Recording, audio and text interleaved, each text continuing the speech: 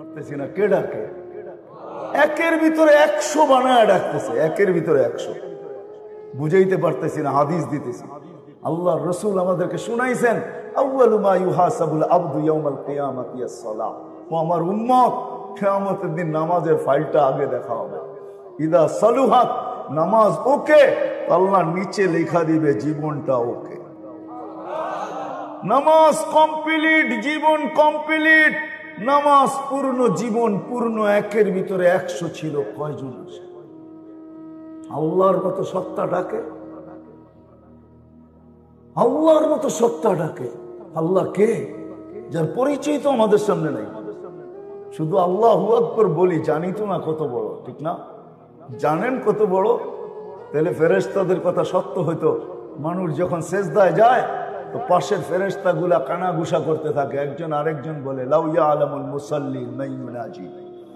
এই সেজদাকারী যদি জানতো যে কার সাথে কথোপকথন হইতেছে, চিত্রটা যদি তার সামনে থাকতো, রূপটা যদি সে দেখতো, আল্লাহর দর্শন যদি তার হইতো, কথার জবাব যদি মিলতো, তো মান তাকালা ইলা ইয়াউমিল কিয়ামা, ওকে কিয়ামত পর্যন্ত কেউ সেজদার থেকে উঠাইতে পারত না। ও তো পড়ছে পড়ছে ওইখানেই জান দিয়ে দিত, ওইখানেই শেষ, কিয়ামত পর্যন্ত থাকতো। আল্লাহ তো চিনি না। চলেন দেখি ফেরাউনকে যে আল্লাহ চিনাইছেন। ফেরাউনের কৃতদাসী ছিল মাস্তা, যার কবর থেকে এখনো সুগ্রাণ বাহির হয়। হাদিসে নেয়ামত বলতেছি, আমার নাকে ওই গ্রাণ আছে, আলহামদুলিল্লাহ। আপনিও যে ওই গ্রাণ নিয়ে আসতে পারেন। খোলা আছে ওই জায়গা, পুরা কবর প্যাক, ছোট্ট একটা জায়গা আছে ছিদ্র, হাজারো মানুষ ডেলি দেখতে যায়। জর্ডান আর মিশরের বর্ডারে আছে, আপনিও যে দেখে আসতে পারেন। সে ফেরাউনের সামনে পরিচয় তুলে ধরছিল আল্লাহ। ফেরাউন যখন ডাইকা বলছে, আমার মেয়েকে কোন রবের তথ্য দিলে? বলে, তুমি জানো না জানার ভান ধরতেছ। কোন রব জানতে চাও? আল্লাযী রব্বি ওয়া রাব্বাক, আমারও রব তোমারও রব, রব্বা বিনতাক তোমার মেয়ের রব, রব্বাল আলামিন সমগ্র জগতের রব। এতটুক যদি তুই বুঝে না আসে, তাহলে শোন রবের পরিচয়।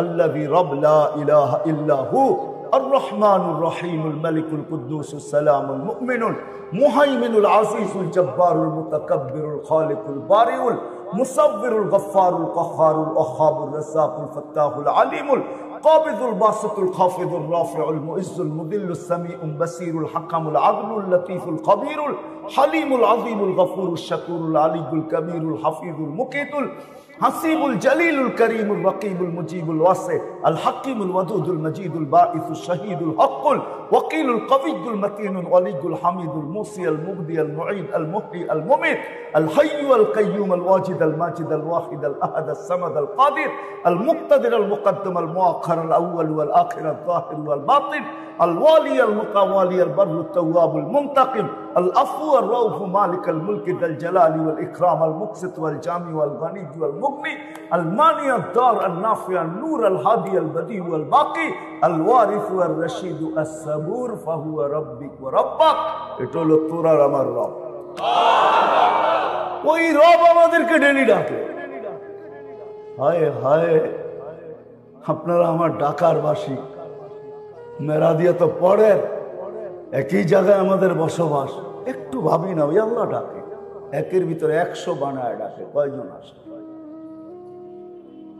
কয়জন আসে যেটার ভিতরে জীবনের 100% প্রস্তুতি ছিল রাখা, আখিরাতের প্রস্তুতি 100% যেটার ভিতরে রাখা ছিল? কয়জন আসে? কয়জন যুবক আসে? কয়জন মা বোন দৌড়ায়? উচিত তো ছিল সবার দৌড়ানোর।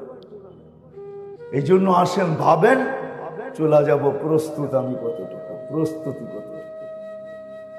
সত্য এটাই মেরে দোস্ত, সত্য এটাই। দুনিয়ায় কার কতটুকু পজিশন, এটা আল্লাহর বিষয় না, আল্লাহর বিষয়। প্রস্তুতি কতটুকু, এটা আল্লাহর বিষয়। ওই ফেরাউনের কৃতদাসী প্রস্তুতি নিছিল, বিদায় কবর থেকে আজও সুঘ্রাণ বাহির হয়, আর আমাদেরকে মেসেজ দিতে থাকে, আমি প্রস্তুতি নিয়ে আমার এই অবস্থা, তোরও প্রস্তুতি নিয়ে আস, তোদেরও এই অবস্থাই। সাহাবারা প্রস্তুতি নিয়ে চলে গেছেন, এই জন্য ওনারও মেসেজ দিচ্ছেন, কোরআনও মেসেজ দিতেছে, আস-সাবিকুনাল আউয়ালুন মিনাল মুহাজিরিন ওয়াল আনসার ওয়াল্লাযীনা ইত্তাবাউহুম বিইহসান রাদিয়াল্লাহু আনহুম ওয়া রাদু আন ও দুনিয়ার কিয়ামতের সকাল পর্যন্ত মানুষ আমরা মেসেজ দিয়া যাইতেছি, আমরা প্রস্তুতি নিয়ে আসছি, তোরাও প্রস্তুতি নিয়ে আস। বেলাল মেসেজ দিয়ে গেছে প্রস্তুতি নিয়ে আসো, তাহলে আমার মতো জমিনে হাঁটলে জান্নাতে পদধ্বনি হবে, এতে কোনো সন্দেহ নেই। হবে। আল্লাহ রসুল জান্নাত করতেছিলেন, হায় হায় হায় হায়, হারিস ইবনে নোমান জান্নাত করতেছিলেন, হঠাৎ জান্নাতের ভিতরে কোরআনের আয়াত আওয়াজ কান পাইতা শুনতেছেন। হারিস ইবনে নোমান রাদিয়াল্লাহু তাআলার আওয়াজ। জিজ্ঞাসা করছে, জিবরিল এইখানে হারিস বিন নোমানের আওয়াজ? বলছে, আপনি তো আজকে শুনতেছেন, আমরা ডেলি শুনি। দুনিয়ার থেকে তো আপনি রাত্রেই আসছেন, এখনো দুনিয়া রাত্রেই চলতেছে, ভ্রমণ রাত্রেই পরিসমাপ্তি ঘটবে। হারিস বিন নোমান প্রতি রাত্রে যখন তাহাজ্জুদে কোরআন পড়ে, তো আমরা লাউড স্পিকার খুলে শুনতে থাকি, তার আওয়াজ আমাদেরকে আকর্ষিত করে। বলছে, এই মর্তবা পাইলো কি করে, মর্যাদা পাইলো কি করে? আজকের যুবক যদি বসতো, তাহলে আমার তার আওয়াজও ওইখানে গুনতে থাকতো। বলছে, মার খেদমত করে পাইছে। যদি আমার সমাজের যুবক বসতো, তাহলে কোনো যুবক মা বাবার সাথে বড় বড় চোখ করতো না, ও তো মা বাবার সেবা করতো, পায়ে পড়ে খেদমত করতে থাকতো, আর আশা করতে থাকতো আমার আওয়াজও ওইখানে গুনবে, আমার আওয়াজের প্রতিধ্বনি ওইখানে হবে। যদি বুঝতো, তাহলে তো এটাই সত্য হইতো যে শাফি রহমতুল্লাহ আলাইহির মতো ব্যক্তি সারাদিন পরিশ্রম করার পরে রাত্রে ঘুমানোর কথা ছিল। ওলামারা জানে ওনার ব্যস্ততা কি ছিল, কিন্তু বাবা ছিল না, মা বৃদ্ধা ছিল, সারা রাত্র পায়ে তেল লাগাইতেন আর টিপতেন আর মাকে ঘুম পাড়াইতেন। মাঝে মাঝে খুশিতে পায়ের তালুতে চুমা মারা দিতেন, মা কাইফা উঠতো, আমার পায়ের তালুতে চুমা। হাসতো আর বলতো, তোমার পায়ের তালুতে চুমা দিই না, আমি তো জান্নাতে চুমা দিয়ে সাহায্য নিতেছি। তাহলে আমার সমাজের যুবকও বুঝতো।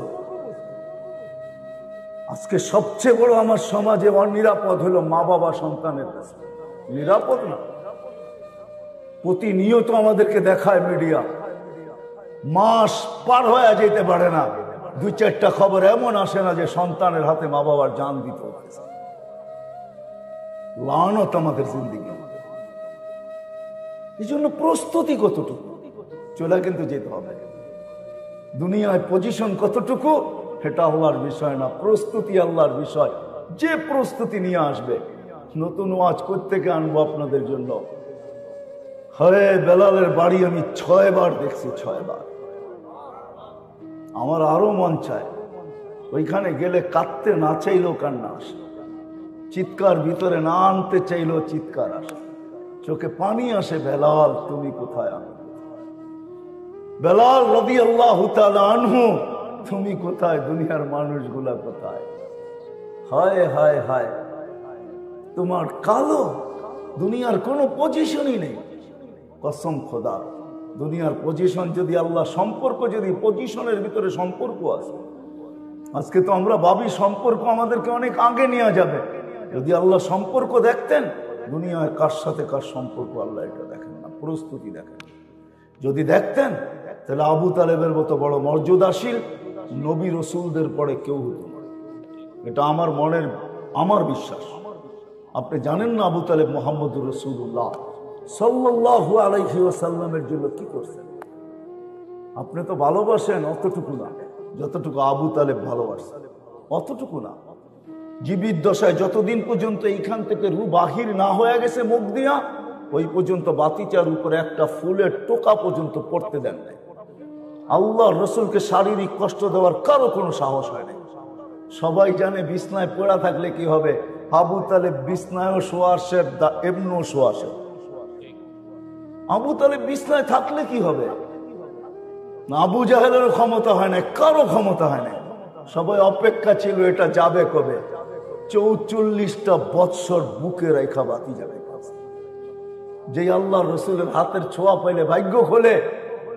হায়, পিঠের ছোঁয়া পাইছেন। খুতবা দেওয়ার সময় খেজুর গাছের পিঠ লাগায় খুতবা দিতেন, মেম্বার তৈরি হওয়ার আগ পর্যন্ত। যেদিন মেম্বার তৈরি হয়েছে, মেম্বারে পা রাখতে দেরি, খেজুর গাছ চিৎকার দিতে দেরি করে নাই। ওই কান্না পুরা মসজিদে নববী শুনছে। আল্লাহর রসুল নাইমা এসে সান্ত্বনা দিয়েছে, কাঁদিস না, ছোঁয়া দিতে থাকবো। তারপরও শান্ত হয় নাই। বলছে তোকে জান্নাতে নিয়ে যাব, তুই খেজুর দিবি আমি খাবো, তারপরে শান্ত। যার পিঠের ছোঁয়া পাইলে ভাগ্য খোলা যায়, এরকম ধন্য হয়। আবু তালেবকে তো নিজের হাতে কবরে নামাইছে, আর বলছে আম্মি আম্মি মা তারাক্তালি সাবিলা, চাচা আমার জন্য কোনো রাস্তা রাখলেন। বলছিলাম কলেমা পড়েন, বললেন না। বলছিলাম আমি পড়বো, আপনি শুধু ঠোঁট হেলাবেন, তাও হেলাইলেন না। চুপ থাকতেন তাইলেও মনকে বুঝাইতে পারতাম, কিন্তু সর্বশেষ একটা চিৎকার দিয়ে চলে গেলেন আলা মিল্লাতি আব্দুল মুত্তালিব। আব্দুল মুত্তালিবের মিল্লতের উপরে চলে যেতেছে। দুনিয়ার কোনো পজিশন আল্লাহ দেখবে না, প্রস্তুতি কতটুকু নিল এটা দেখবে। আসেন, ওই প্রস্তুতি কখন হবে? যখন আল্লাহর দাবি পূরণ হবে। আল্লাহর দাবি পূরণ হবে। আল্লাহ মানুষের কাছে দাবি রাখেন, বেশি কিছু রাখেন না।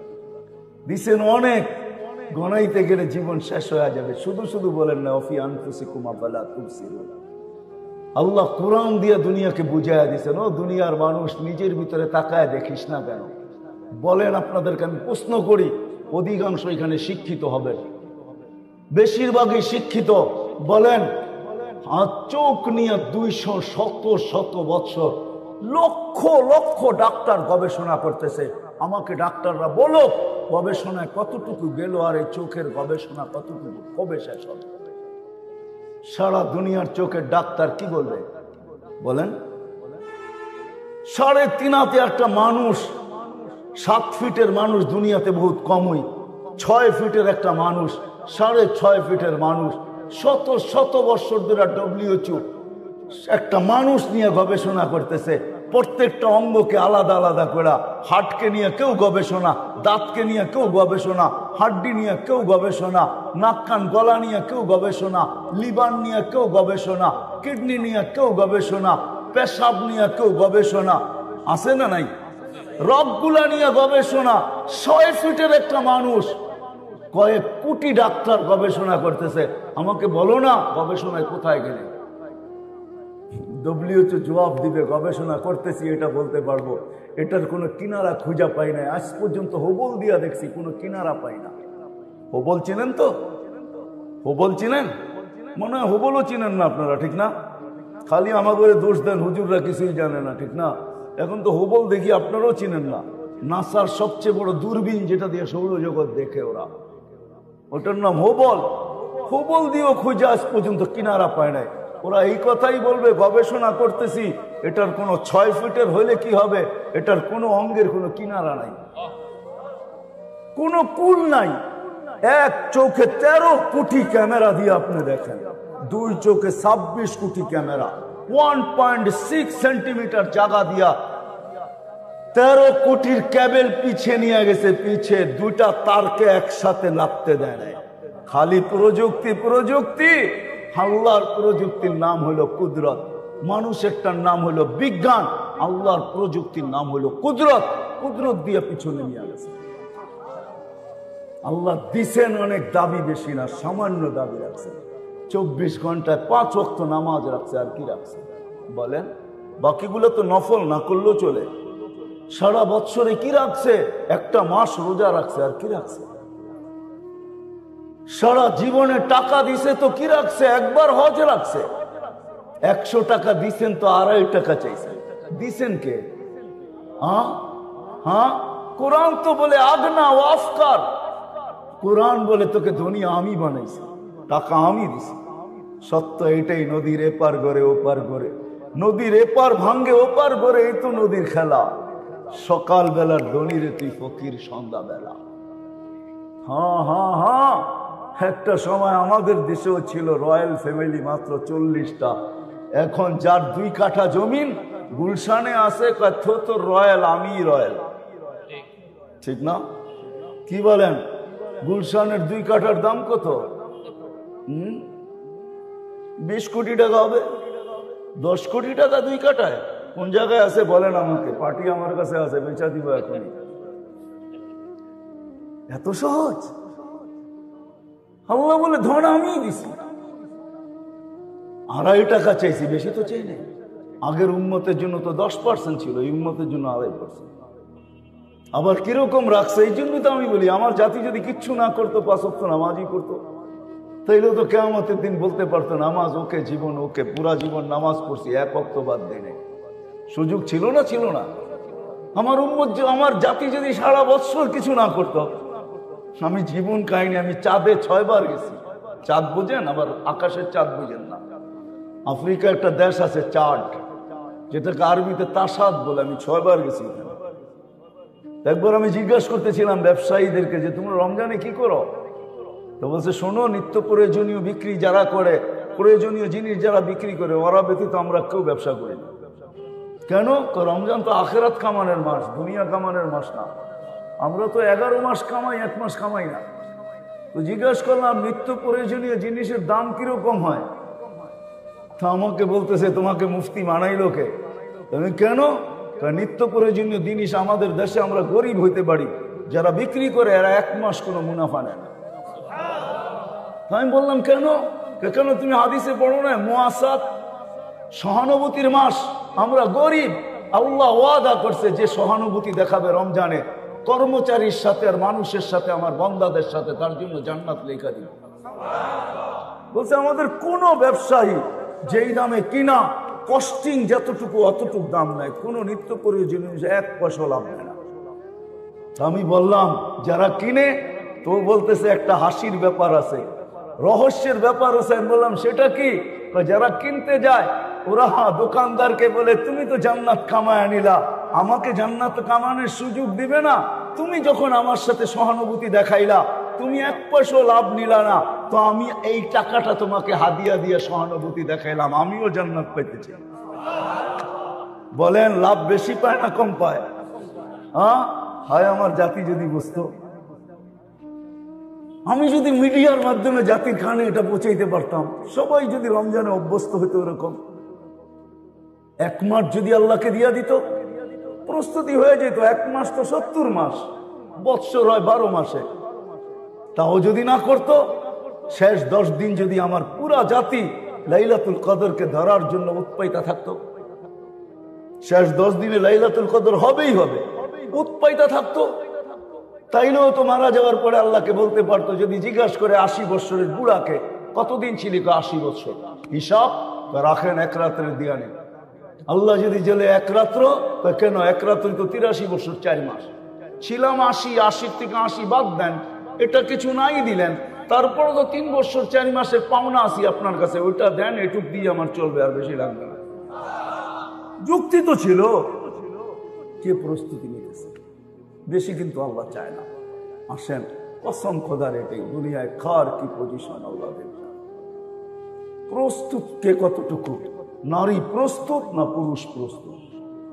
যুবক প্রস্তুত না বৃদ্ধ প্রস্তুত? যে প্রস্তুতি নিবে, কসম খোদা, কোরআনের কথাই সত্য হবে, সালাম কাওলাম মির রব্বির রহিম, রব্বে রহিম সালাম দিবে, এতে কোনো সন্দেহ নাই। ফেরেশতারা কার্ড অফ অনার দিবে। وسيق الذين اتقوا ربهم إلى الجنة زمرا حتى إذا جاءوها وفتحت أبوابها وقال لهم خزنتها السلام। ফেরেশতারা সালাম দিয়ে জান্নাতের গেট পর্যন্ত পৌঁছাবে। শুধু এখানেই শেষ না, কুরআন বলে ইন্নাল্লাযীনা ক্বালু রাব্বুনাল্লাহ সুম্মা ইসতাকামু তাতানাজ্জালু আলাইহিমুল মালায়েকা আল্লা তাখাফু ওয়া লা তাহজানু ওয়া আবশিরু বিল জান্নাতি আল্লাতী কুনতুম তুআদুন। সত্য এটাই, প্রস্তুতি যুবক নিল তো মরার সময় দেখবে স্বাগত জানানোর জন্য ফেরেশতারা নাইমা আসতেছে, কানে কানে আইসা বলবে আল্লাহ তাখাফু, তোমার ভয় নাই। কার ভয় আছে না না আছে এটা বিষয় না, তোমার ভয় নাই, তোমার কোনো চিন্তা নাই। পর্দা সরায় দিয়া বলবে দেখ জান্নাত তোর জন্য অপেক্ষা করতে। কিন্তু এটাও শুনে রাখো, দুনিয়াওয়ালারা তোমাকে দাফন করতে দেরি, ভেঙে যেতে দেরি করবে না। আর কোনদিন সন্তানও কবরের পাশে যেয়ে দাঁড়াবে। কয়জন আছে আমরা বাপের কবরের পাশে যেয়ে দাঁড়াই? বৎসরে একবার, মাসে একবার, হয় কেউ দাঁড়াবে না। তো ফেরেশতারা বলবে নাহনু আউলিয়াউকুম ফিল হায়াতিদ দুনিয়া। দুনিয়ার মানুষগুলার স্বভাব এটাই, ওরা নিমক হারাম হইতে পারে, ওরা অকৃতজ্ঞ হইতে পারে, এটা ওদেরই স্বভাব। কেননা পাইতে দেরি, যখন আল্লাহকে বলতে দেরি করে না, তুমি তো একটা বাড়িয়ে দিয়া যাইতেছ, তোমাকে আর কি স্মরণ করবে? তুমি তো সামান্য ব্যাংক ব্যালেন্স দিয়ে যেতেছো, তোমাকে আর কি স্মরণ করবে?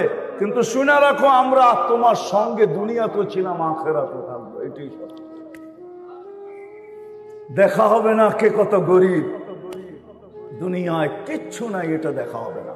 এই জন্য আসেন, আল্লাহর দাবি বেশি না, আল্লাহর দাবি বেশি না। কোরআন এটাই বোঝায়। আল্লাহ বলে আমাকে রাজি করে আসো, আর কিচ্ছু, শুধু আমাকে রাজি করো। সময় লম্বা হয়ে যাবে, নাহলে আল্লাহকে রাজি করা কোনো কঠিন না, সহজ। আল্লাহকে রাজি করা তো অনেক সহজ, অনেক সহজ, অনেক সহজ, অনেক সহজ, যদি সত্য হয়ে থাকে। ইব্রাহিম আলাইহিস সালাম মেহমান নিয়ে আসছেন, দুপুরে খাওয়াবে, উনি মেহমান ছাড়া খাইতেন না। তো সাথে নিয়ে বসছেন, জিজ্ঞেস করছে তোমার পরিচয়, তো বলে আমি সূর্যের পূজারী বা অগ্নির পূজারী। তো ইব্রাহিম আলাইহিস সালামের দিলে লাগছে আমার আল্লাহকে চিনে না, কি করে খাওয়াই, আমি তো খলিল, কি করে একে খাওয়াই। উঠায় দিছে, কয়েক কদম বাহিরে গেছে, আল্লাহ আওয়াজ দিয়া বলছে, খলিল 250 বছর 3 বেলা খাওয়াই, সকালের নাস্তা, দুপুরের খাওয়া, রাত্রের খাওয়া, কমসে কম তো 3 বেলা দেই, 1 বেলা খাওয়াইলেন না, উঠায় দিলেন। বাস বড় দিলে লেগে গেছে, পিছনে ছুটছে, চল খাইতে চল, এত নির্লজ্জ না, উঠায় দিলে আবার প্লেটে ফেরা যাব, এত নির্লজ্জ না। আবার বলতেছে, শোনো, আমি জানি তুমি আমার পিছে বাগার ব্যক্তি না, তুমি আমার পিছে ছুটে আসবে, তুমি এই ব্যক্তি না, এটাও আমার মন বলে, কিন্তু বলো মধ্যখানে ঘটছে কি? তো ইব্রাহিম আলাইহিস সালাম চোখের পানি ছেড়ে দেওয়া বলছে, হায় হায়, সত্য বলছিস, আমিও তোর পিছে দৌড়ানোর ব্যক্তি না, আর আমিও জানি তুই আত্মমর্যাদাশীল লোক, তুই আমার প্লেটে আবার ফিরা যাওয়ার লোক না, কিন্তু তোর মালিক ডাক দিয়া বলছে 250 বছর 3 বেলা খাওয়াই, 1 বেলা খাওয়াইলেন না, বলছে সেই মালিককে, বলছে ওই আল্লাহ। বলছে প্লেটে ফিরবো, আগে হাত বাড়া, ওই মালিকের হইয়া নেই, তারপরে যাবো, এর আগে না। সত্য এটি, সত্য এটি, রেলি হাদিসে কুদসি কোনোদিন সত্য হতো না।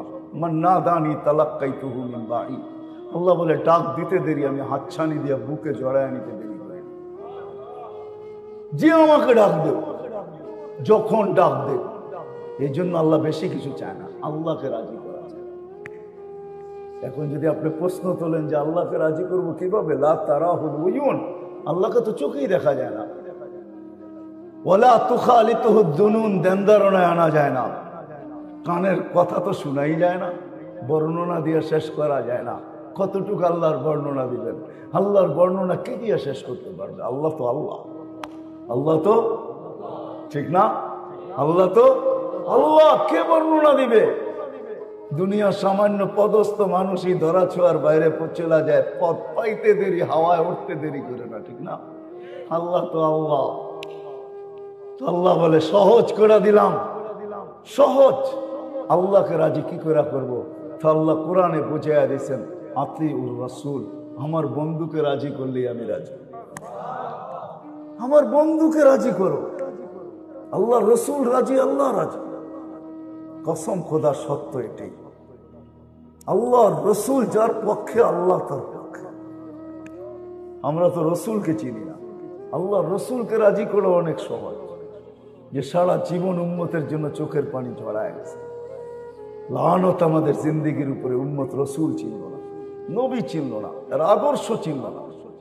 একজনও পাওয়া যাবে না। আমি তো যুবকদেরকে বেশি বলি, এদের পায়ে হাত রেখা বলি, এখানে এক যুবকও নেই যে যতদিন চুল কাটছে সেলুনে যায় বলছে একদিনের জন্য হইলো, একবারের জন্য হইলো চুল আজকে আমার ইচ্ছায় কাটবে। আমার ইচ্ছা মতো কাটা হবে না, তোমার ইচ্ছা মতো কাটা হবে না, তোমার সেলুনের ডিজাইন মতো কাটা হবে না, আজকে আমার চুল আমার নবীর স্টাইলে কাটা হবে।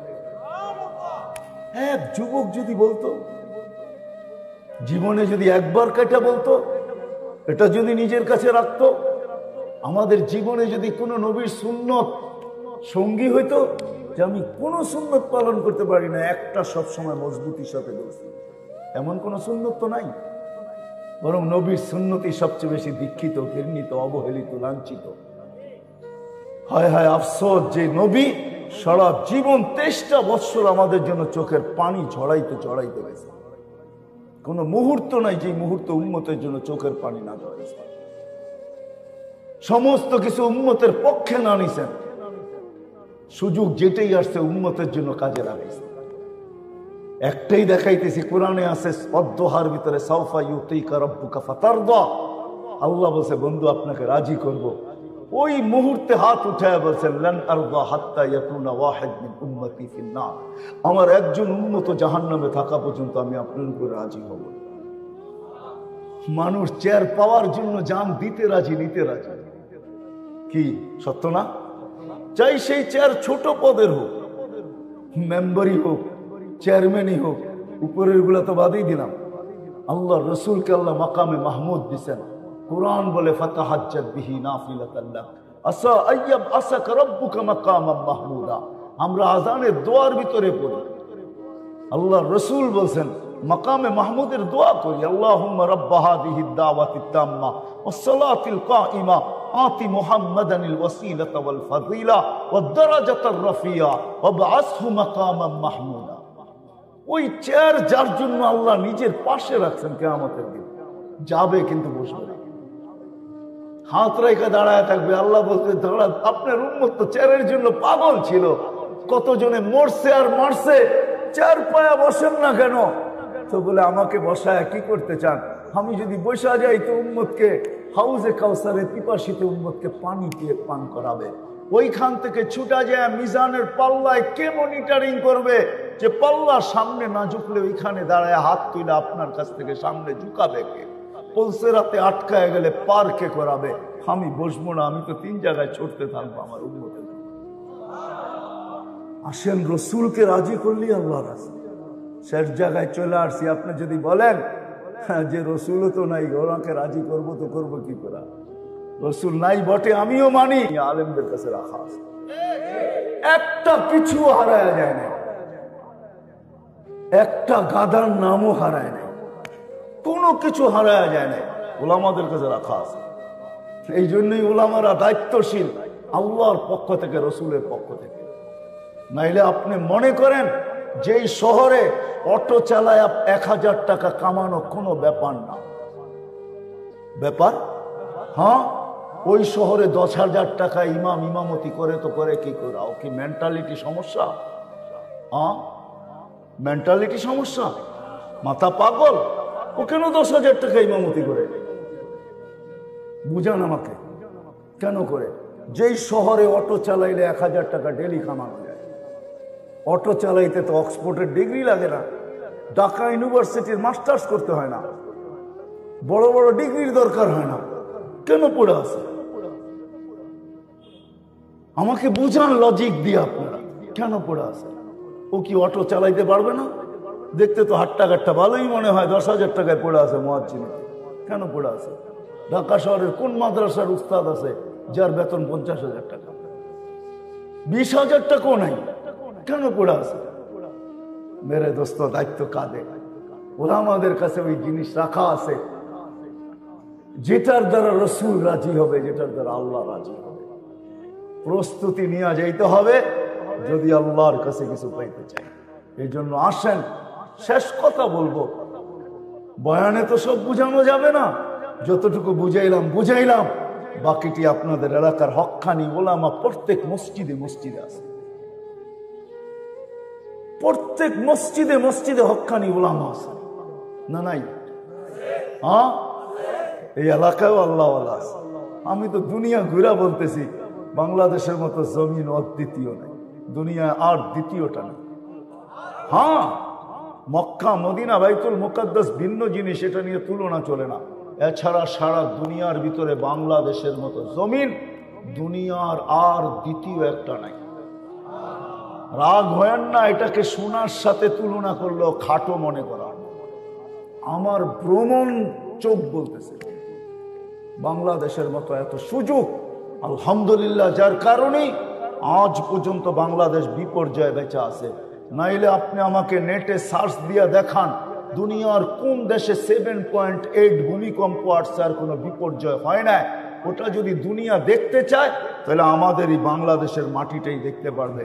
5 থেকে 6 বছর আগে 31st নাইটের পরের দিন 7.8 ভূমিকম্প ঢাকা শহরে আসছে, কিচ্ছু হয় না। হয়েছে কিছু? কিচ্ছু হয়নি। আপনি দেখান দুনিয়ায়, এক সপ্তাহ আগেই তো নেপালে হলো খালি 6.6, দিল্লি পর্যন্ত কাইপা উঠলো। আমাদের দেশে কিচ্ছু হয় না। দেখান আমাকে দুনিয়ার কোন দেশ আবহাওয়াবিদরা 10 নম্বর মহাবিপদ সংকেত উঠাইছে আর কোনো বিপর্যয় হয় নাই? দুনিয়ার কোনো দেশ নাই, ওটা একটাই বাংলাদেশ। 10 পর্যন্ত উঠাইছে, বুলবুলে কিচ্ছু হয় নাই। আমি চোখে দেখা বলতেছি, ওই দিন আমি পাথর ঘাটা ছিলাম, আমাদের ইস্তেমা চলতেছিল, এলাকায় ইস্তেমা। দুপুরে দোয়া শেষ হয়ে গেছে, আমি ঢাকা ফিরতে পারবো না, আমি ওইখানে রয়ে গেছি। আমার সাথে 1-150 লোক ছিল, মাথার উপরে কয়েকটা টিন ছিল, আর কিচ্ছু ছিল না। সারা রাত্র দেখছি বুলবুল কিরকম, কিচ্ছু হয় না। সকালে উঠে ঢাকা রওনা দিছি, দেখছি রাস্তায় কয়েকটা কলা গাছ পড়ে আছে, আর কিচ্ছু হয় না। আলহামদুলিল্লাহ। আমি তো বলি এই দেশে বিপর্যয় কোনোদিন হয়ও না, আর হবেও না। এই জন্য আমার একটা বয়ান আছে, বাংলাদেশ নড়ে চড়ে পড়ে না। কেননা এই মাটির মতো মাটি নাই। কদমে কদমে হক্কানি ওলামা, গলি গলি মাদ্রাসা হেফজোখানা মক্তব। আল্লাহওয়ালাদের অভাব নাই, দাড়ি টুপির অভাব নাই, পর্দা নিশিনের অভাব নাই, ওই যুবকদের অভাব নাই যারা লজ্জাপতির মতো আল্লাহর ভয়ে নিজেকে গুটায় নিছে। সবচেয়ে বড় প্রমাণ, আল্লাহ আল্লাহ রসুলের মতো এরকম আশেক দুনিয়ার কোন দেশে নেই।